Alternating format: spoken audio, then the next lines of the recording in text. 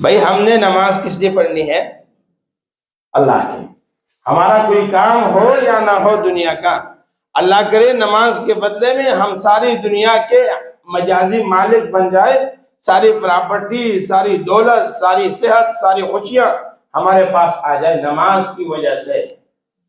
اور اگر اللہ نہیں چاہتا ہم نماز بھی پڑھتے ہیں، ہمارے گھر میں غم بھی ہے، ہم نماز بھی پڑھتے بے سکونی بھی ہے، ہم نماز بھی پڑھتے روزی رزق کی تنگی بھی ہے، ہم نماز بھی پڑھتے ہیں بے روزگاری بھی ہے، ہم نماز بھی پڑھتے ناچاقی بھی ہے، اختلاف بھی ہے، لوگ پسند بھی نہیں کرتے ہمیں، تو ہم پھر بھی پڑھیں گے، ہم پھر بھی پڑھیں گے. ہم نماز اس لیے نہیں پڑھیں گے کہ ہمیں دنیاوی فوائد، اغراض اور مقاصد حاصل ہو جائے. ہم نماز اور عبادت اور دین کو اس لیے اپنائیں گے کہ ہم سے کون؟ اللہ راضی ہو جائے. یہ اللہ کا حکم ہے، یہ اللہ کا دین ہے، ہم نے اس لیے اس پر کیا ہے؟ چلنا. تو اللہ نے ان لوگوں کی مذمت بیان کی. اور ہم نے دیکھا نا، مشاہدہ ہے، مشاہدے کا کوئی انکار نہیں کر سکتا کہ بعض لوگ جو ہے وہ بڑے وظائف کرتے ہیں، وہ تسبیح ہوتی ہے انگوٹھے والی ان کی انگلیوں پر، ٹپ ٹپ ٹپ ٹپ ٹپ ٹپ تسبیح. پھر آپ بعض مرتبہ جب ان کو دیکھتے ہیں تو کچھ بھی نہیں ہوتا، نہ وہ تسبیح، نہ وہ ذکر، نہ وہ اللہ کی یاد، نہ وہ زبان اللہ کی یاد سے تر و تازہ ہے، کچھ نہیں ہوتا. کیوں؟ کہ تو وہ کام تھا ہمارا، یا تو وہ ہو گیا اور ہم ہٹ گئے، تبھی بری بات، تبھی کیا ہے؟ بری بات. جب ہو گیا تو پھر کیوں ہٹے؟ تو بے وفائی کی، یا کہتے کہ نہیں ہوا، بڑی کوشش کی نہیں ہوا.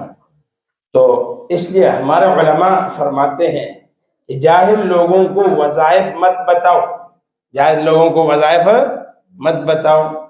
اس کی وجہ یہ ہے کہ وہ بعض مرتبہ وظیفہ کرتے ہیں اور اللہ نے اس کام کو لکھا نہیں ہوتا، اللہ وہ کام نہیں کرتا، تو وہ اس وظیفے سے، اس آیات سے، اس اللہ کے صفتی نام سے کیا ہو جاتا ہے؟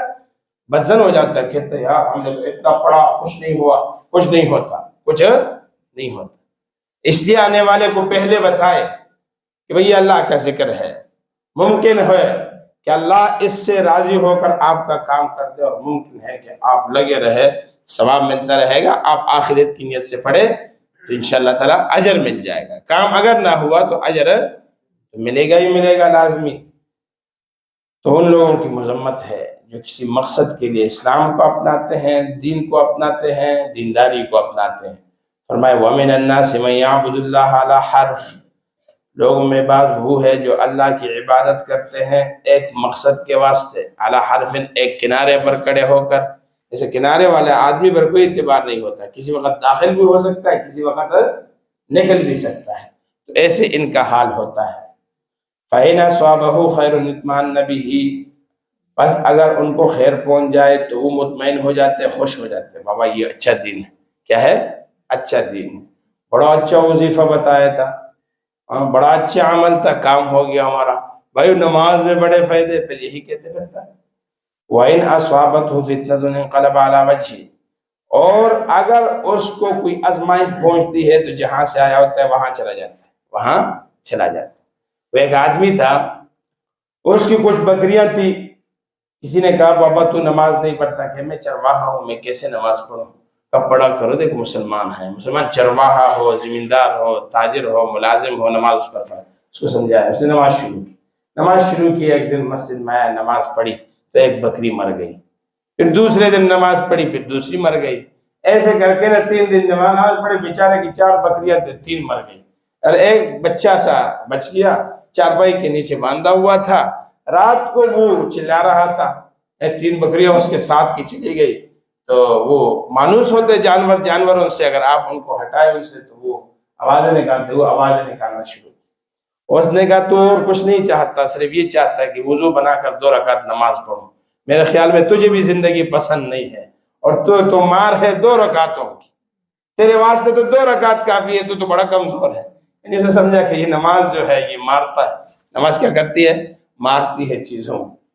تو پھر پریشان ہو جاتے ہیں، نماز سے نقصان ہوتا ہے. کہتے ہیں نماز سے ہمارا کیا ہوتا ہے؟ نقصان ہوتا ہے. بعض لوگ کہتے ہیں بھائی کڑے نہیں ہونے دیتے، ہم بڑی کوشش کرتے کڑے. بھائی وہ کیا چیز ہے؟ دکھاؤ ذرا کہ ہم آپ کے راستے ہوں، لیکن کون سی چیز آپ کو کڑے ہونے نہیں. جھوٹ ہے، یقین کرو. تو میں مصلی پر گیا، مصلی پر کھڑا ہوتا، عورتوں میں یہ بیماری زیادہ ہوتی، کہ مجھے چیزیں جو ہے نا نماز پڑھنے نہیں دے رہی۔ بھئی اگر ایسا ہوتا تو اللہ ساتھ قرآن میں، رسول اللہ صلی اللہ علیہ وسلم ساتھ احادیث میں یہ فرما دیتے کہ بھائی بعض لوگ اس لیے نماز نہ پڑھے، کچھ خارجی اور ایسے غیر مرئی طاقتیں جو نظر نہیں آنے والی ہوتی ہے، وہ آپ کو کیا کرتی ہے؟ روکتی ہے۔ ایسی تو کوئی بات نہیں ہے۔ بھائی عورتوں میں یہ بیماری، پھر بعض مرد جو عورتوں والے خیالات رکھتے ہیں کمزور، وہ بھی کہہ دیتے ہیں کہ ہم سے کیا نہیں پڑھی جاتی، مجھے بڑی کوشش کی، بڑی کوشش کی اور سارے کام ہو گئے، صرف نماز نہیں پڑھی جا رہی۔ یہ جھوٹ ہے۔ کیا ہے؟ جھوٹ ہے۔ اللہ معاف فرمائے۔ فرمائے ایسوں کے خسرت دنیا والآخرہ، دنیا بھی وہ کھو گئے اور آخرت بھی کھو گئے۔ دنیا تو نہیں ملی، اس لیے کہ جب وہ مدینے میں آ گئے، بیوی نے بچہ نہیں دیا، لڑکا نہیں پیدا کیا، اور گھوڑی بھی آگاہ نہیں ہوئی، دنیا بھی چلی گئی اور دین بھی چھوڑ گئے، دین بھی چھوڑ گئے۔ یا وظیفہ شروع کیا تھا، کسی نے بتایا تھا کہ حضور پر درود بڑی برکتیں رکھتا ہے، درود پڑھنے لگا، اجر مل گیا، لیکن یہ آگے جا کر جب اس کا کام نہیں ہوا تو اس نے کیا کر دیا؟ درود چھوڑ دیا۔ درود چھوڑ دیا، آخرت کا خسارہ ہوا، اور دنیا کا کام تو ویسے نہیں ہوا۔ تو خسرت دنیا والآخرہ، ایسے لوگوں کی دنیا بھی خسارے میں ہے اور آخرت میں خسارے۔ ذالک هو الخسران المبین، اور یہ واضح کلی یعنی یہ واضح اور کل خسارہ ہے، نقصان ہے یہ کہ آپ کیا کرتے ہیں؟